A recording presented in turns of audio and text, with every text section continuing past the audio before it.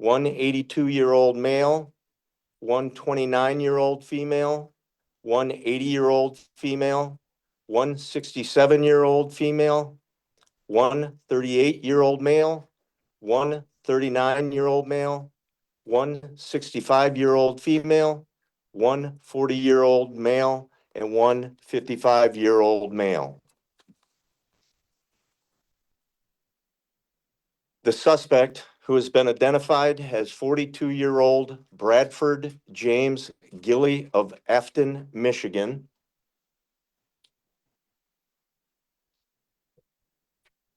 was arrested and transported to Grand Traverse County Jail, where he will remain pending formal charges and arraignment.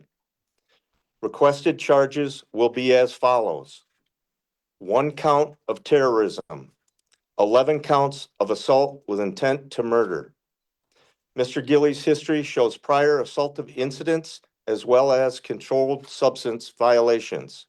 A motive has not yet been determined.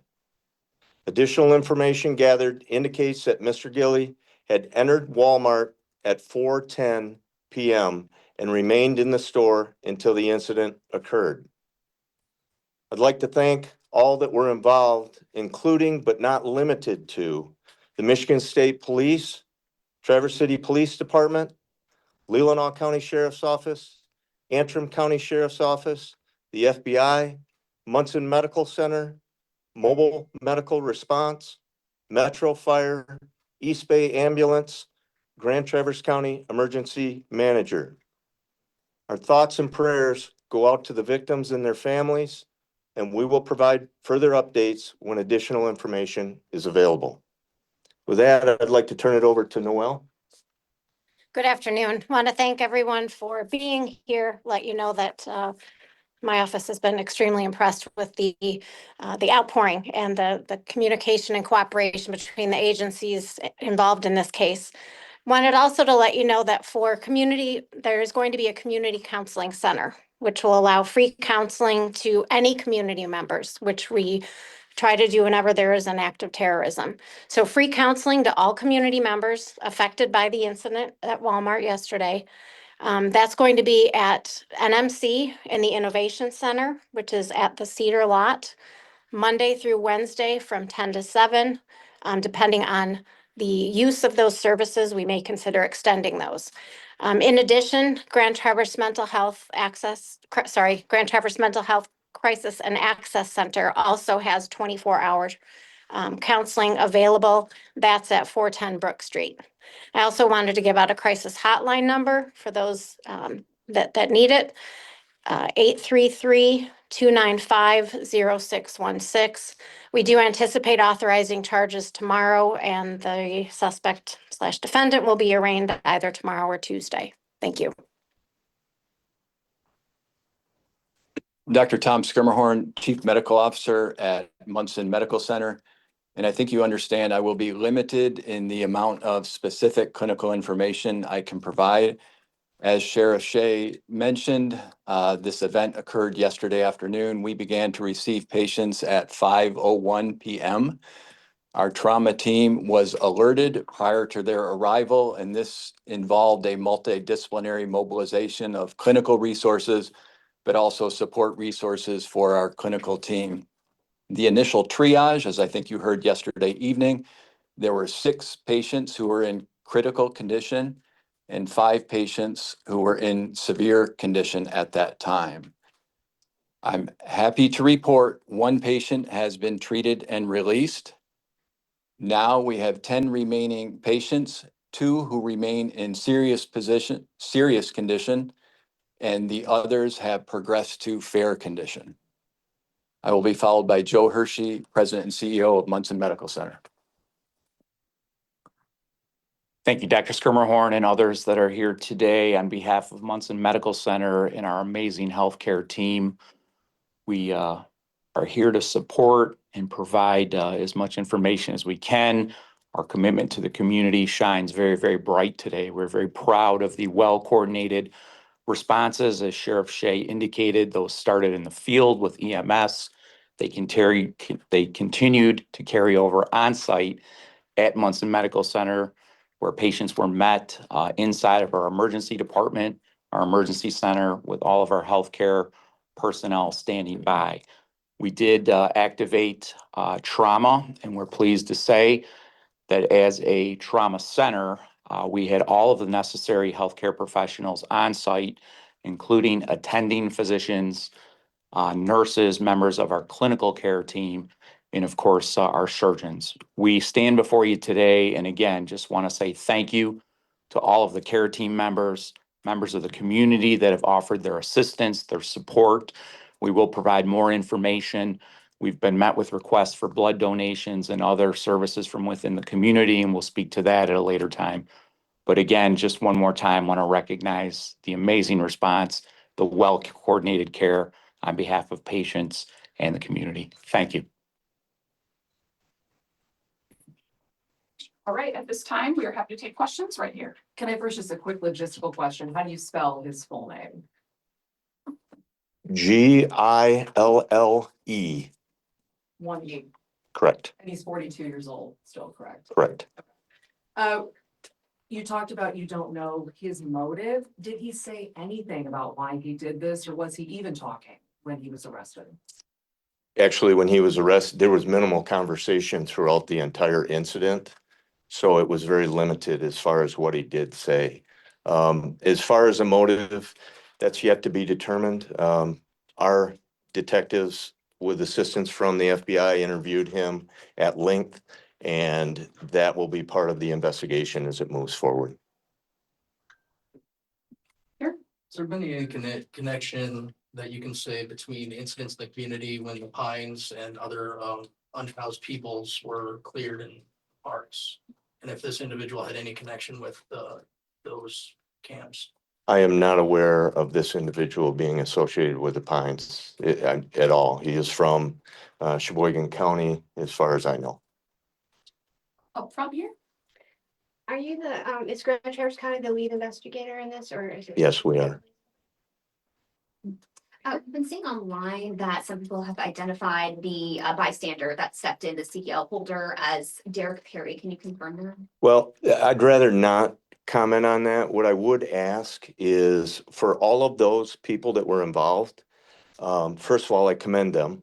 It's not very often that we have citizens that are willing to step up and take action. And I ask that we grant them the privacy that they need right now. If they choose to make a public statement, they will. But I would ask that we all just give them a little space and say, attaboy, right? I mean, when you look at the collaboration that took place from the citizen involvement to all emergency services, to our transport teams, to Munson Medical Center, to the media, it is unbelievable. And I think that speaks volumes for the community that we live in. So I ask that you grant them. I know there's things out there. I know the videos out there. Let's just give them some space. What they did was amazing. Right here. Did any witness, did any witnesses or victims say anything about what led up to it in the moments, like immediately prior? Did he say anything to anyone? Did anyone kind of set him off in a way? Not that I'm aware of, but again, our detective interviewed, and that will be part of the continued investigation. Hi, Sherry McWhorter from MLive.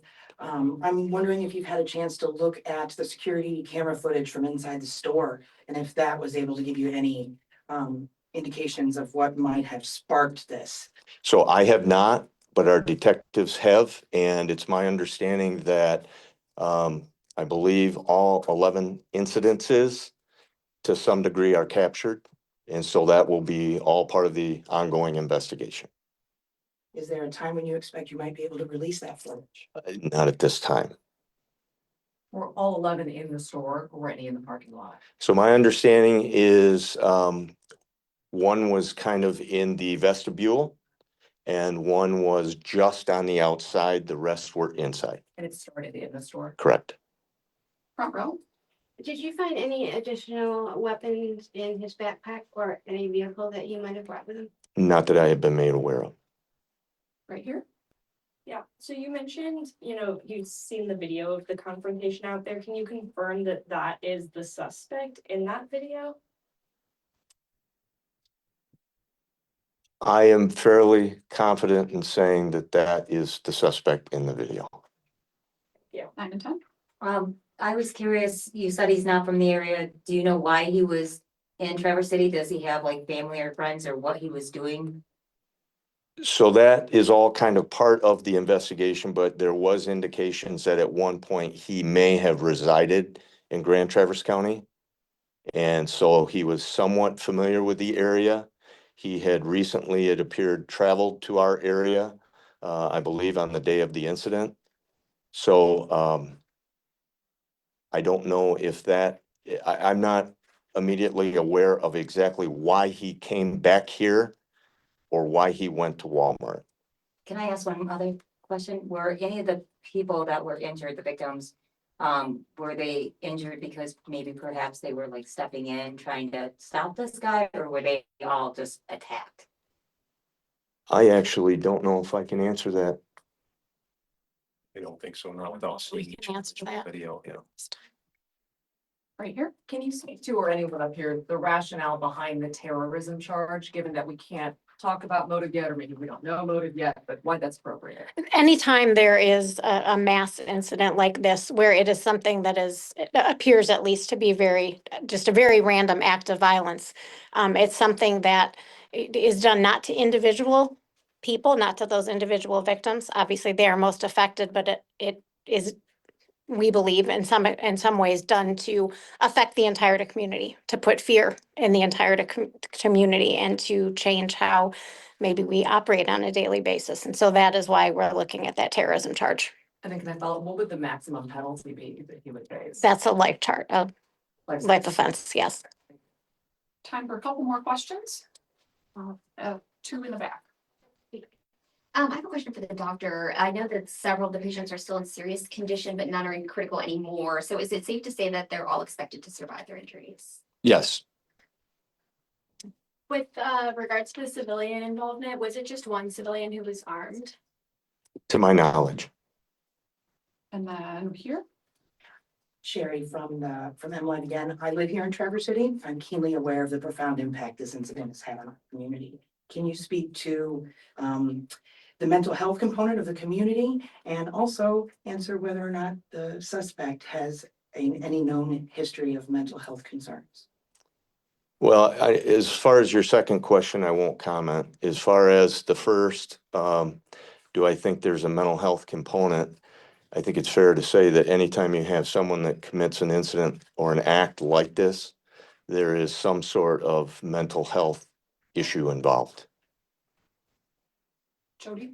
I'm curious, you know, when you listed off some of the ages, it felt like a good portion of them were older seniors.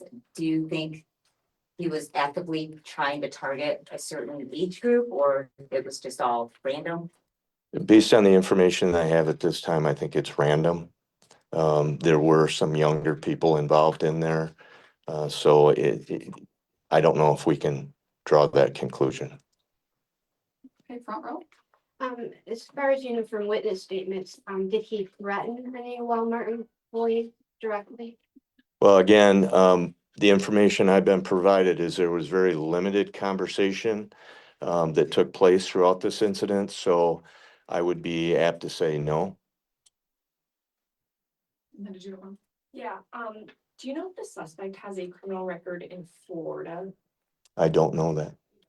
And but to clarify the spelling, it's Gille or LLIE? What I have is Gille. We just released that the undersheriff passes out to all of you. Thank you. Sherry. Outside of Florida, do you know whether the suspect has a criminal record here in Michigan? I won't specify where, but I will specify that there are prior assaultive type allegations as well as controlled substance. All right, any last questions? Wait, so all of those allegations were in Michigan, or you're not gonna specify? I did not study his criminal history to be able to verify that. Guys, where is he being held? Grand Traverse County Jail. And then will a digital copy of that release and those photos be available?